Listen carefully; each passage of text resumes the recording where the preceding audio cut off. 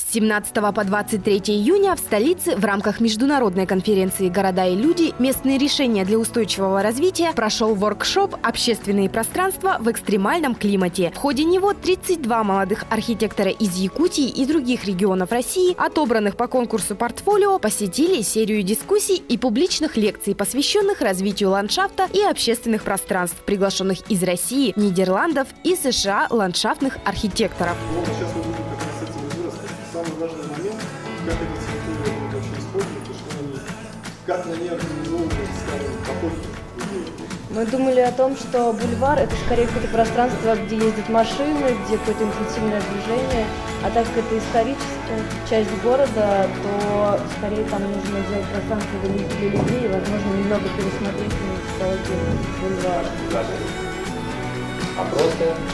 Якутске очень приятно, очень дружелюбные люди и очень интересный город. То есть такой большой город на вечной мерзлоте – это необычно и такой единственный.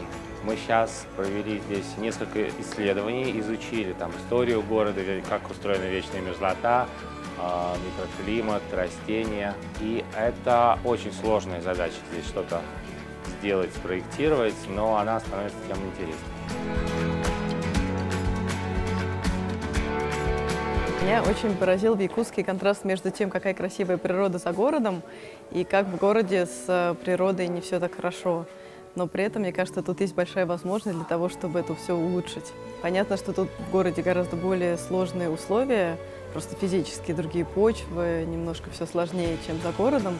Но тем не менее, если с природой не бороться, а пытаться ее поддерживать, то и тут может быть очень здорово. Мы общались очень плотно с местными ботаниками, биологами, и тоже посмотрели, какие местные растения тут растут, и они на самом деле очень красивые. Из них можно тоже создавать очень-очень красивые вещи. Я думаю, что по итогам нашего воркшопа у нас будут какие-то же такие прям более конкретные предложения. Неделя воркшопа прошла в интенсивном режиме. В течение 3 дней участники проводили исследования города Якутска, начиная от климата, культуры, заканчивая геологией, почвами и прочими факторами, которые влияют на создание красивых ландшафтов и общественных пространств. А в течение последующих 4 дней разрабатывали проекты создания комфортных городских общественных пространств. Ирина Дмитриевна, расскажите, пожалуйста, нашим телезрителям, с какой целью проводился данный воркшоп и достигли ли вы ее в конечном итоге?